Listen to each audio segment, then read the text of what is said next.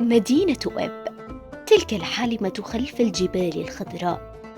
عندما تدخل لتلك المدينة ترى كأنك في لوحة فنان مبدع، فيها القديم والحديث والماء والخضرة والوجه الحسن، حيث تعد نساء محافظة إب من أجمل نساء الجمهورية اليمنية على الإطلاق، هم ونساء مدينة يافع.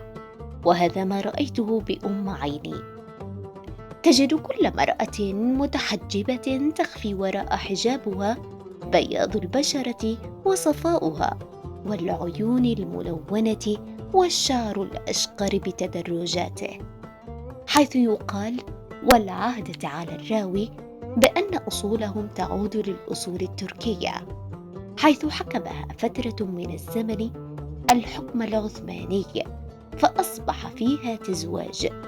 وصدقا نساء إب ملكات جمال نساء الجمهورية اليمنية، وهذا الجمال ينعكس فيه جمال الطبيعة ورونقها، فمدينة إب سميت بهذا الاسم نسبة لشهر آب الذي تسقط فيه الأمطار بغزارة على المدينة، ثم تحول الاسم بعد ذلك إلى إب حسب ما ذكره ياقوت الحموي في كتابه معجم البلدان.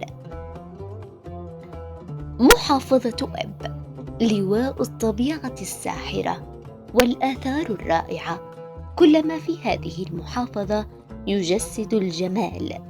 تستقبل زوارها وكأنها عروس ترتدي ثوب زفاف أخضر، وتتزين ببيوتها التي تحمل اللون الأبيض، وكأنها أزهار بيضاء تزين ذلك الثوب، والسماء تعانقها بالضباب، والأمطار التي لا تنقطع طوال العام في صورة ساحرة يعجز اللسان عن وصفها. فما أجملها من مدينة وما أجملهم سكانها.